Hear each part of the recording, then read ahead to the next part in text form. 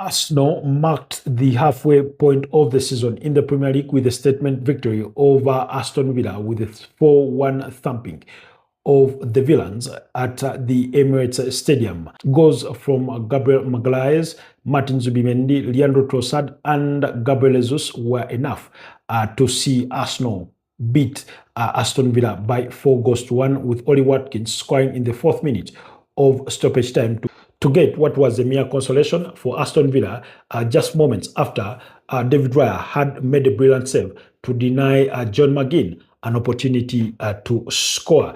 I was disappointed that Arsenal could not keep a clean sheet, but overall I was very pleased with the performances of Gabriel Magalhaes, who according to the Premier League website was voted a man of the match, and then the performances of Martin Zubimendi, particularly in that second half.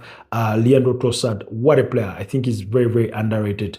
A beautiful performance from him. And then the cameo from Gabriel Jesus was wonderful. The captain, Martin Odegaard, for that pinpoint pass for Martin Zubimendi, that sublime assist that he provided.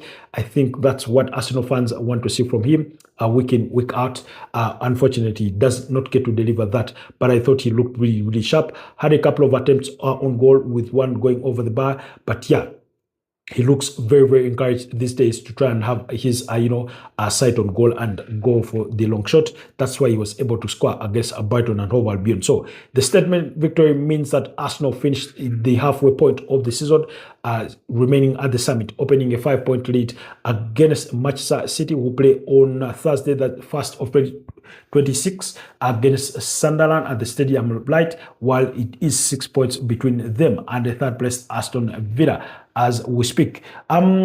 Elsewhere, Chelsea were disappointing in their 2-2 draw against FC Bournemouth at Stamford Bridge. I thought they were really, really lacking in their own performance. They've been far from convincing ever since beating up against teams like Barcelona, drawing against Arsenal. They've been far from convincing in some of their results. I think beating only Everton by 2-0 during that spell run of results. Then Manchester United, disappointingly, also shared the spoils against Wolverhampton Wanderers in a 1-1 draw at Old Trafford. For a team that they managed to beat by 4-1 at Molineux, I thought yesterday they were going to beat them by 3-1. That had been my prediction for that game, but they could not live to those expectations.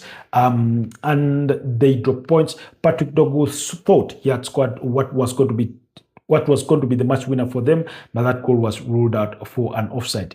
In the other results on the day, Nottingham Forest got beat by Everton by 2-0, while Newcastle, through Bruno Guimaraes Joelinton, did score to make sure that Newcastle beat up against Burnley by 3-1, with